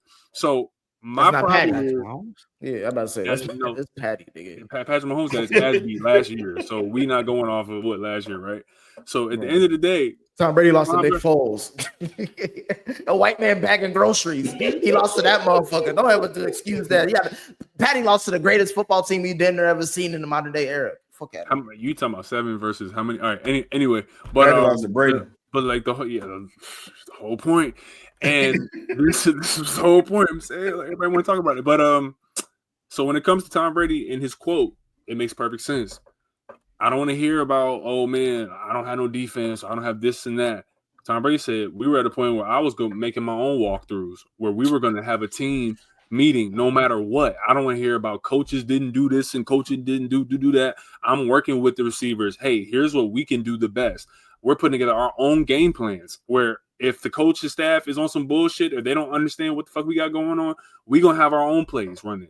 So all this subterfuge and poppycock that we give into fucking, you know what I'm saying, Joe Burrow and all these other QBs who are coming up short, I don't want to hear that anymore if some of these guys start to win. First of all, ain't nobody popping cock around here. just what for the record. Yo, that is crazy. Q, what is you doing out there in Philly, my boy? That's a word.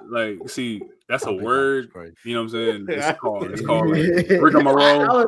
I was gonna say that word is called pause. That's what that word is called. Anyway, my thing is this though, is like I hear what y'all saying because what y'all saying is speaking facts. Like why is the media or whoever else keep elevating a quarterback when he hasn't won or on the level anywhere close to the other people that are above him right now based off of wins? My thing is, who are you replacing him with that you could justifiably say this quarterback is better than him? That's the only thing that I have to ask. Because we all watch the games, and it's mostly this whole shit is about eye test. We just back up stats to try to prove our points, but it's really eye test. Like we know who are the 4 best quarterbacks in this league when we watch these football games. And if you're telling me that unless CJ Stroud or Jaden Daniels and not Jalen Hurts, because I think he's in that top 5 as well. But to me, it's like unless we see them do something again extraordinary, I don't see how you could say he's better than Joe Burrow. I think you just gotta win. Yeah. Can you drop Joe Burrow if they don't make the playoffs this year, Nick? No, because that's what I'm saying. Like, who am I uplifting? He's better at playing the position than everybody. How are you else. better? How are you better at playing the position when you're not doing what the ultimate goal is? And it's just I just seen him in the preseason game being better at playing the position. See, bro, he was throwing some darts. Come on. I understand. It looks pretty. It looks pretty. You speaking from a friend? I saw him running circles in the preseason game. If you look at Joe Burrow, you see him playing quarterback position. It's no way that there's 4 guys that are better than him. Hey, check this out. Hey, so Spike, I don't want to hear this nigga. It's when you think about quarterbacks, like is Brady's better than Peyton, right? Yes. Yes. You ain't got to think about that, Lou. Fuck yes. What are we talking about? Like he's ranked higher. He's technically ranked higher, right? Brady's he's ranked higher. He's ranked higher. Yeah. But who you think is like when people talk about quarterback, they usually say Peyton is more cerebral. He knew what to do at the line. He could make every throw. Like they talk about that. Even with Dan Marino. Dan Marino's they always say Dan Marino threw one of the prettiest balls ever, but he's not ranked higher than a lot of niggas with 1 ring. You have to win, bro. Like eventually all that talent don't mean shit. Aaron Rodgers is one of the most talented quarterbacks. All that talent doesn't mean shit if you don't win with it. But he does not mean shit. Let him speak. Let him speak. Dan Marino has number 1.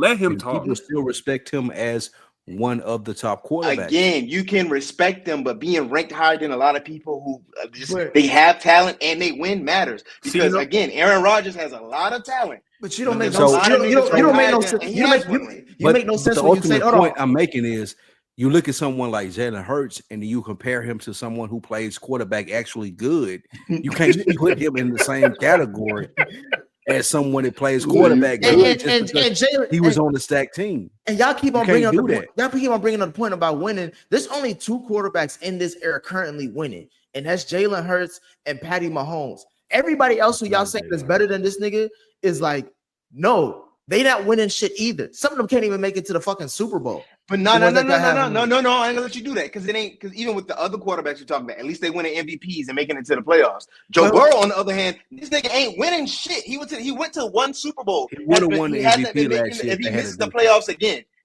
the playoffs again, Because y'all hold quarterbacks. That's two different arguments. But those are two different arguments that you're making. That's the thing. Like people be in their feelings. Would have won an MVP last year if the Bengals had a good defense. People be in their feelings because they just don't like the fact that we talk about 4 quarterbacks when normally we just talk about top 3. That's because the reason why Joe Burrow gets talked about is because he's guaranteed at least the 4th best quarterback in the league, and people are gonna say, how can he be 4th best when he's missed the playoffs twice? And it's like, do you watch the games? Like, you know what I'm saying? Like that's all it is. Like that's really what you're saying because there's no reason why you should have bass in your voice when you are talking about Joe Burrow can be a top 4 player in this league, especially at the quarterback position, because you watch these games, Jalen. You would trade everybody on the Saints right now just for Joe Burrow for a week. But what is that? But the difference is it means he's good at playing. Like, hold on. That's the difference. The difference. You're talking to me as a person who I know my team sucks, but I'm also a person that has a franchise that has a top 10 quarterback and like all time, like Drew Brees. What? But Drew Brees is a top 10 quarterback. Don't sit here and argue with me. All time. Drew Brees is a top 10. Yes, he is. No, you're not. Yes, he is. You gotta have him up there, bro. We gotta do this. Don't he have the most yards ever? Let this man talk. That's my point, Sheldon. My point is Drew Brees has so many like he has so many stats and records and shit, but niggas be like, he ain't win this, he ain't win that. He had sorry defenses most of his career, but niggas they hold that against him. So this argument that y'all are making that the talent and nigga, you gotta win too. And these other niggas y'all talking about, they're not winning. Exactly. We're all saying the same. We're all saying the same thing essentially. I'm just making sure that we understand the question should be who's better than him, not should he not be in the top 4. No, because I'm going back to what you said about Joe Burrow. You said Joe Burrow can't fall out if he doesn't make it to the playoffs. Nigga doesn't make it to the. That's the thing. You're just still relying on the talent. The nigga's not winning. No, I'm saying he's living off one Super Bowl appearance. He's not winning. I'm saying if we're going to talk about context, if he has the same exact season like he did last year, let's just say they don't make the playoffs, but he has the numbers that he has, and he did what he did on his part to put points on the board, which is the quarterback's job, to manage the offense, which is the quarterback job, to play at a high level is what elite quarterback job is to do. If he does that again, I understand why people will say like he shouldn't be shit. But it's hard for me to say that there's 4 other quarterbacks better than him when he's doing that. So he's just if could and would man, like you know what I mean? Like, no, I'm saying it's just like what Lou was saying. Like if we want to cut it down instead of there's 4 quarterbacks and everybody else instead of just say 3, then I feel like no one's really having this argument because if we're only talking about Josh Allen, Lamar Jackson, and Patty all the time, then no one's thinking about Joe Burrow. But the fact that he's so good, we have to talk about it. The context is that Joe Burrow he got hurt the first year, but Joe Burrow won't doing shit until he got weapons either. So everyone needs he won't doing shit until he got weapons either. It's so fact. It's fact. He got all the weapons. It's fact. He got all. Jalen Hurts got all the weapons. He's won. Y'all trying to tell me he's won. The top 10 QB. He got all the weapons. He wins with them. All the weapons. I respect Joe Burrow because of this and this alone. All the weapons that y'all keep on talking about are drafted. None of them are free agent. The Bengals drafted those weapons. T. Higgins was a 2nd-round pick. Everybody in the league passed on him once. And the Bengals was like, okay, we'll just pick him up. So when people talk about the weapons that Joe Burrow has, it's literally those 2 guys, and then there's nobody else. Because y'all see the defense, and we got Trey Higgins off of free agency. But when we talk about weapons, those are drafted. The Eagles' weapons are all handpicked best players off of other teams except for Devontae. So to me, it's like I don't really give a fuck about. I don't respect the same way level when y'all talk about weapons. No, when it comes to a team. Regardless, that sounds stupid. You mad that niggas did their job? I'm saying I'm not giving. Hey, he's saying that because his team won't pay nobody, so nobody's gonna. No, they got paid. You know that against niggas.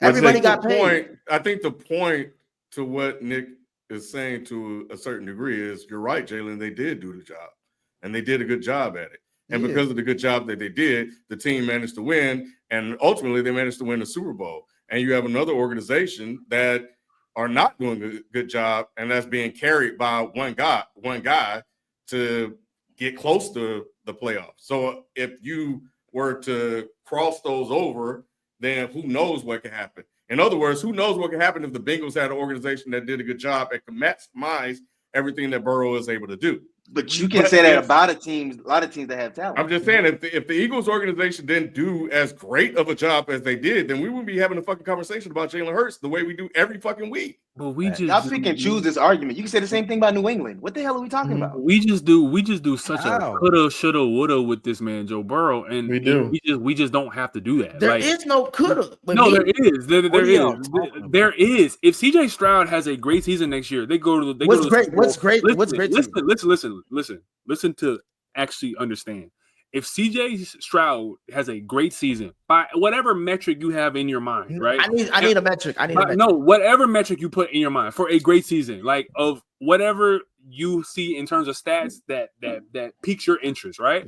If he's in that ballpark, in that neighborhood, they go do a Super Bowl, and let's just say either he wins it or he loses it. It is not insane for next season when we do our rankings to be like, I have Stroud above Joe Burrow because he went to a recent Super Bowl. He put up good stats and he did that. It is not insane for Jalen Hurts if he wins another Super Bowl for me to be like, all right, so what are we doing here? What, because he does it prettier? Weren't people trying to elevate Nick Foles? Because I just saw it in the chat when he won a Super Bowl. But that's just the nature of sports. We see the recency and we go with what recently happened. But so we can't then say that. But very few people. But we all saw Nick Foles for what he was. It's like, why the hell are we even having this conversation about Nick Foles? Just because he won a fucking Super Bowl. Yeah, I mean, do we see? Here's the thing: do we play the game to win rings, or do we not? See, this is what I'm saying. This is the T-Mac. This is the T-Mac and Kobe shit. Where We Them Boys celebrates 46 months of membership. Don't get fooled. The Bengals defense is bad. Yes, all right, it is. It's not that bad. It's terrible. It's bad. It's not Nick. that bad. It's bad, Nick. It's not that bad. Listen, it's preseason. We getting the kinks out. It's that bad. We'll see. Wild how quick the media tried to clean up Daniel Jones' image. He's a bad quarterback. Give Richardson a chance to start, or maybe Richardson is just that bad. I don't know, Ken, because to me it's just like it's similar to like the Browns situation. The QB room is like I don't know what the fuck this franchise is doing. Like, why are y'all using the resources the way y'all use them? Because the decisions y'all make don't make sense with how y'all using these resources. And it's like you drafted him 4th overall, and you're not giving him no opportunity, not even giving us an explanation. Is he shitty? Is he a bad teammate? Is he like what is he showing? I don't know what he is. I'm trying to figure it out too, but they kind of did give an explanation. I saw one of the dudes say one of the executives say how raw he is, pause.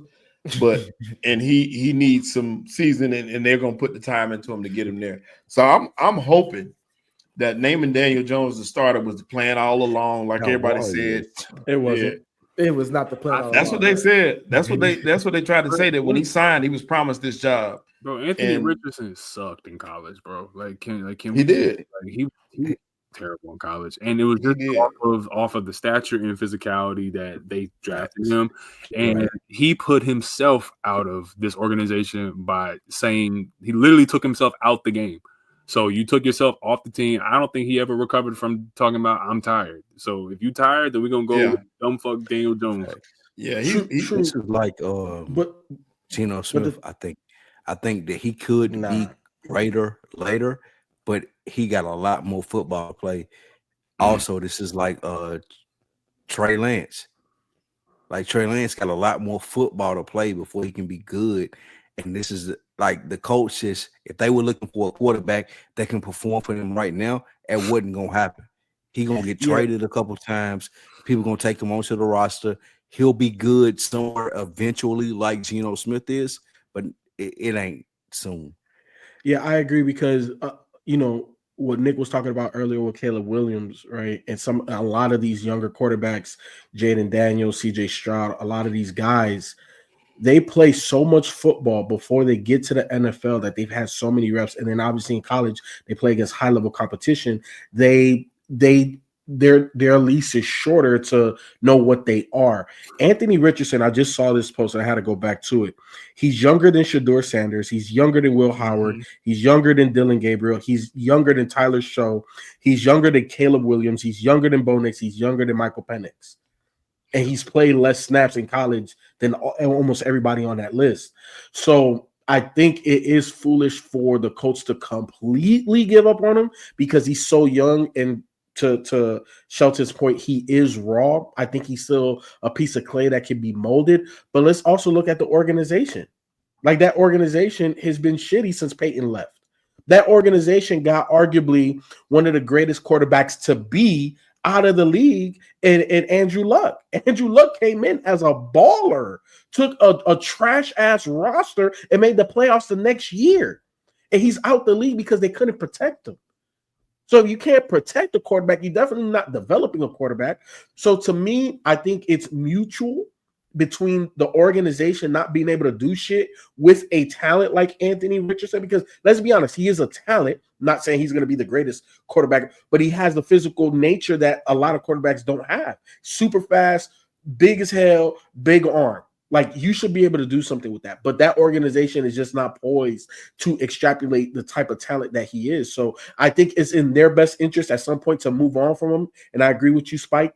I think he could be greater later under the right situation.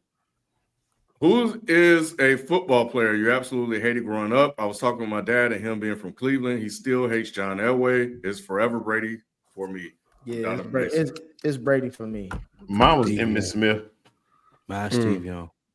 Brady and Hines Ward. I hate Steve Young. I never felt that strongly about him. The only reason I love Steve Young because he was left-handed, and I'm left-handed, so I always thought that was something. None of that mattered to me. He used to break those runs against the Cowboys. Like, I hate Steve Young. Yeah, I hated Emmitt Smith. I think I'm just too much of a real one because I never cared about a man that much to be like stop you know what I'm saying. Yeah, for me, growing up in Miami, you hate Troy. For me, growing up in Miami, I hated Vinny Testaverde, bro. Bum ass dude that would always. That's a crazy pull. That's a crazy pull. Vinny, because he was him too. Chad Petty, all these damn no arm quarterbacks just beating the Dolphins all the damn time. I used to make me feel the type of way. That's funny. Yeah, Brady and Elway was on the list for a second. Then all of a sudden, I started liking him. I started liking him late. I guess when Terrell Davis got there, I really wanted him to win a ring, bro. I don't know what happened. I don't know what the turn was, but yeah, I came around to him. Rooting for Carl Malone. I think it's just all right. Now that's for a different reason. Yeah, I mean, that's a. But it's still valid. Like, Carl Malone is. Yeah, but it ain't got nothing to do with his game. Like, Bryce Young benched because he had the yips. Caleb's almost throw 4,000 yards in his rookie year with a bad OC and an O-line. Y'all need to chill. Sweet. Yeah, 35 something. 35 and change. Hey, he wasn't that far off, man. Like I said, Nick, you said, did he have moments? He had moments, dog. He just couldn't overcome the ineptitude of the organization and the O-line. I think he had weapons last season too. But that O-line, bro, hey. You was the main nigga talking about this nigga about to do some shit with the weapons he got on offense, and he ain't doing goddamn thing. If you go back, y'all not gonna do this again. Hold on, Ken. If you go back 1 year ago around this time, I said I think Caleb Williams' talent can overcome, but I would not be surprised if Matt Eberflus and that coaching staff is what holds him back. You can go back and watch the tape. Oh my God! Jesus right? Christ! I did. Where's my mute button? That fantasy team ranking is a C. There we go. Thanks. I thought it was an S. Go ahead, man. Josh Bros. So you got Dak, Lamb. I like that combo. That's a C. It's a C plus. I give it a B. That's a C minus. You better have a good backup quarterback. That's a B minus. No, why y'all think that's a C? That's a B minus. Only because the running back's not good. Jonathan Taylor is going to be a monster this year, and Josh Jacobs is too. I don't believe in Jonathan Taylor. I fuck with Josh Jacobs, and I like the Kittle and Garrett Wilson. But it's just that his wide receivers. I mean, Lamb is a baller, but DJ Moore, I don't know what he's gonna be in that offense. Spike and Nick smoking dirt. Nah, that shit is a B-, bro. Like, Yeah, it That's is. C+. DJ Moore not gonna do shit. Nah, C-. It depends on who the backup That's like quarterback C. is, because Dak's not you gonna know, play. the Cowboys are gonna be in a lot of 37 to 38 games. Yeah, so you know what I'm agreed. saying? So CeeDee Lamb is fine. Dak will be more than serviceable. I think he'll be middle of the pack. He's gonna play 10 Jonathan games. Taylor, I think the teams are going to stack the box against him. Josh Jacobs, I think, is going to score touchdowns. Kittle doesn't get a lot of yards. Kittle's an overall tight end. He blocks. He's not gonna get a lot of yards. I had he him gets last, tutties, but he's not gonna get a lot of yards. Garrett Wilson, he's playing with a running back at quarterback. I'm convinced now. he always get Justin Fields, I'm convinced. that shit looks bad. It looks it looks bad fantasy- over there. I think he's throwing with the wrong hand. So he Ben Simmons. So you're a running back. You know, he's Ben Simmons. Nah, I Boy. think y'all got Justin Fields fucked up. I got We Nah, do fuck not. that. I It's a assure, wrap, I bro. assure you, We my don't. brother, we do Yeah. not have that man. They gonna be Yeah. called, hey, Cam, It's a we're gonna wrap, be here. bro. We're gonna be I here in 9 weeks talking about the Jetsons. We gonna be No, talking Yeah, about who I they think picking that in might top be 3. a They B. picking. But Yeah, speaking we, of Justin we'll be talking about the Fields, Jetsons because they be out of here. Justin Fields looks so bad. My Right. God, Glenn will make the Chiefs defense better, but another wasted season coming up. I'm sorry for you, Josh, bro. It's bad, bro. Shout out to the Jets. The man. Jets. Rest in peace. to the There's Jets. always a goofball team. Like, how did they make the playoffs? Oh, We didn't yeah. expect this. It is never the Jets. I though, think so I we can think it's assure. gonna be the Jets this year. It is He's never the Jet. Take out Not Denver last year. Put in Jets this It's year. not gonna be the Jets, bro. And Josh, bro, low key, I think you might end up winning some games, though, bro. You You might, got two for real. solid running backs, and that Dak CD I Lamb don't- combo could work I wonders for you. don't believe. No, it's That Braylon Allen is nice. Just keep us posted.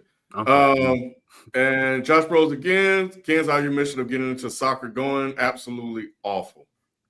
Damn. hey, it's shout out. soccer season too, bro. They've been playing. Soccer's the shit, man. Shout I out know. I to- just haven't got my effort to get into it. Not it's. You I'm could give a not fuck. saying it's awful. The sport's awful. I just haven't. Hey, Pickleball. He said he don't care. PSG fans, Pickleball. we had a good year. So we had a good year, PSG. You know what I'm saying? We ran into a bus all at the end. But I'm still team Mbappe too. So don't even get me started. Yeah, to Lou, you just said a bunch of gibberish. Hey, I was gonna ask him, is that the dude? One of them dudes got Swati name tattooed on his neck. I'm not looking at his neck, but I don't know what. I don't You know what I'm talking about? Like he was trying to do that shit. Oh, I ain't nigga. Like nigga, you know what I'm talking about, though. You know what I'm talking about. You 1,000,000% know I'm what I'm cut talking different. about. I don't really know. Why you do that to Lou? Why you do that to You know what I'm talking about too. That's the crazy thing, though. He know who I'm talking about. He try to. Oh, I don't know that about their neck. He I know don't what look at niggas next. One of them soccer niggas just got Saudi name tattooed on his neck. Hey, I hey, forgot. They got I dimples. forgot. You telling me something right now? I don't know. You know what I'm What you say, Sean? I feel you. Lou said the man got dimples. What, Lou? What? He One said, of them he soccer got a dudes. he got a back Sheldon, tattoo. one of them famous popular soccer dudes just got the rapper Saudi name tattooed behind his ear. Oh, man. Q know who I'm talking about. That's what's up, Lou. I'm gonna look it Pause. up. I'm gonna do my Google spike. You said he got like a back tattoo or something. He got Nah, tattooed. behind his ear. Lou, Hey, Lou, Lou, what kind Lou of said he got- cologne he had on? He said he got a lower back tattoo that says Shawty on it or something. It's behind his ear. And Q know who I'm talking about too. He's trying to play me. But he know who I'm talking about. He know exactly because I know it. I know he's seen it. Q, he said he had a little back tattoo that says Swisher House. Got a lower back tattoo. I know Q seen that shit. He said Shawty. Oh, man, Lou. Yeah, fuck, that nigga's funny, bro.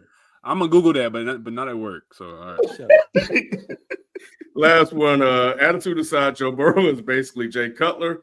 One championship game appearance, good stats, and a bunch He went of to the Super Bowl. Why y'all keep saying he went to two championship title games and he went to a Super Bowl? He the I'm not only even nigga to gonna go do to the Super Bowl in the AFC outside of Pac.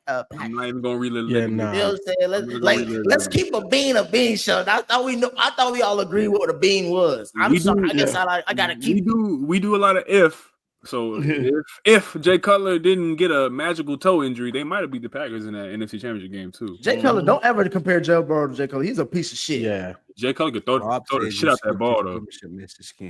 he had a strong arm, but he wasn't efficient at all, man. 227 touchdowns to 160 interceptions. Yeah, no. It was bad. Joe Burrow is not that, bro. He is not that, bro. That's what I'm saying. Niggas just want to shit on Joe Burrow because he's from Cincinnati. No, we will continue. It take real niggas like me to stand up for him. You know what I'm saying? And y'all know how I feel about white boys. So if he don't make the playoffs, nigga, you gonna be disappointed. I'll be highly disappointed. Nick gonna be at the bar whispering to somebody about something. I can't believe we ain't making it again. I can't keep doing it. I'm gonna have to go to Columbia. Q. I'm gonna have to go to Columbia to heal my wounds. This nigga's finna be in the soccer game, the tattoo behind it. Somebody in the chat knew what I was talking about. They put his name in there. Okay. We hope so. No. Yeah, you got that tattoo up on your wall, Lou. It's very exciting for y'all.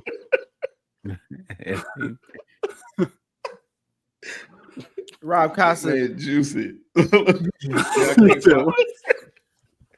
Y'all funny. Rob Costa, bro. We can't be doing that. We can't be pick and choosing who we want to criticize for having a photo op with Trump. Wayne did it, so we throwing out Wayne too. honestly, can we stop like judging athletes based on because nigga, photo ops and all that shit? I don't give a fuck. Like this shit, man. Don't even get me started. Damn, I cannot find your super chat, your member chat, Rob. I don't know what's going on with the system. It's all of these things are coming in weird with the messages. Spike fucked the whole system up with that. That shit it ain't been the same since. It ain't been the same since. The whole shit had to pause. It's all pause. It's all your fault, Lou. Okay, I see that. Y'all can kill some time. I'm trying to. All I'm saying is, Caleb Williams. He gonna have to prove it to me with the nail polish and the crying. Why niggas always go to the nail polish? It's not that he can't be good with the nail polish. It's just I ain't never seen it, bro. You. That's the reason. To me, is more. That's the reason why. To me, the bar is the nail polish. Are you great enough for me not to think about you wearing it? Jeremy Kane came out on the Sixers and balled out. But he be painting his nails, so we all just let him. Hey, listen, Dennis Rodman, one of the greatest NBA defenders and rebounders of all time. He can get away with the shit he did. He always showed up. That's a fact. So hey man. I just got to see it. You know what I'm saying? Yeah, I don't understand. Who is that Dragon Knight talking about red pill, bro? Look, I don't give a damn. Boys shouldn't be painting their nails, dog. They just shouldn't. Jay's gonna pop in on you. You got conservative FIFO coming. If you do it, it's cool. Late night FIFO. That's what I'm saying. FIFO Tate in the building. If that's your life, by all means do it. I'm not.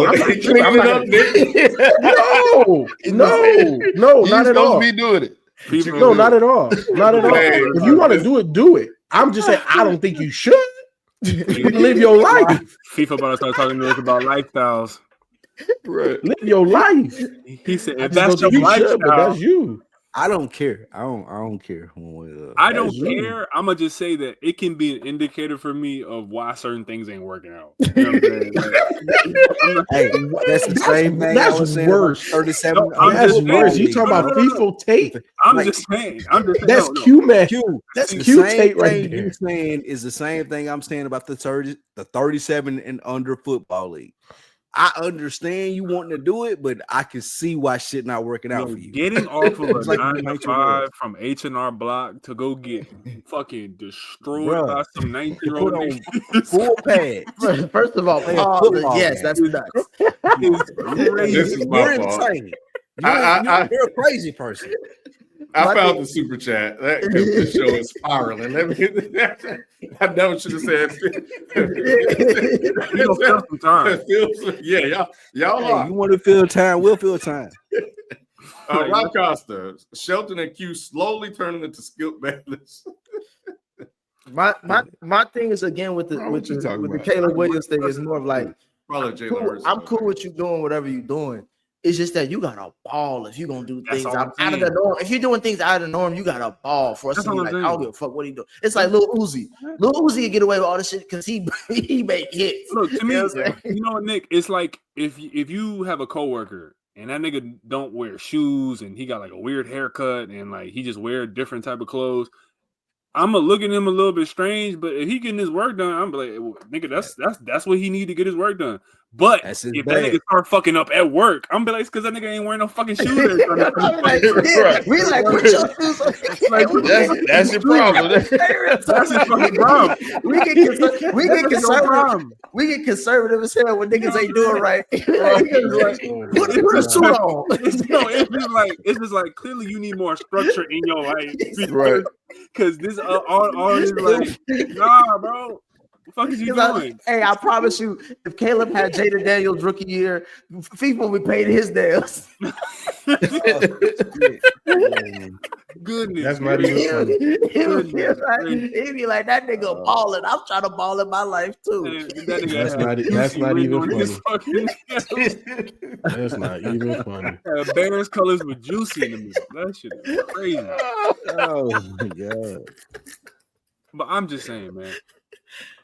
Because Dennis Rodman needed that to be good. So all right, bro, go to Vegas. Wear like a wedding dress. Wear all that shit. All right, bro, you gotta get your freak on to get off on the court. Do your thing, bro. But it's like, if he was terrible, niggas would be like, bro, all that Vegas and all that. No, that's the reason. Because all of that shit becomes noise and a distraction. You know what I'm saying? And if you could block out if you need the noise to focus.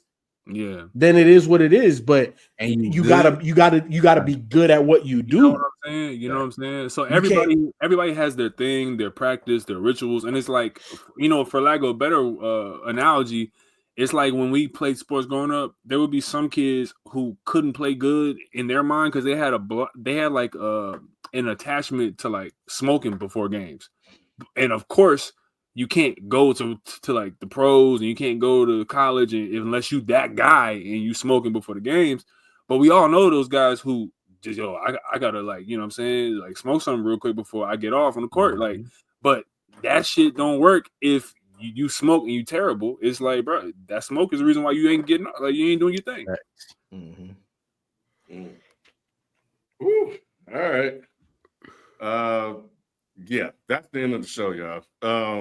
We'll catch you guys next week. People said, man, stop putting fucking paint on your nails, boys. He just came out of nowhere. We used to fight wars and build houses. With our bare hands. No, I never did that. Hey, kid, people don't even let his son have crayons, boy. He said, I take the pink color out. Take this hammer and this screw and this wrench and this nail, nigga. Like, figure this shit out.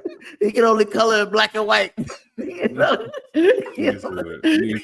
watching no wrestling till you 14. We ain't doing none of that shit in this house. Oh, boy. I feel that. All right, man. We'll catch you guys next time. We out. Peace. Peace. Peace.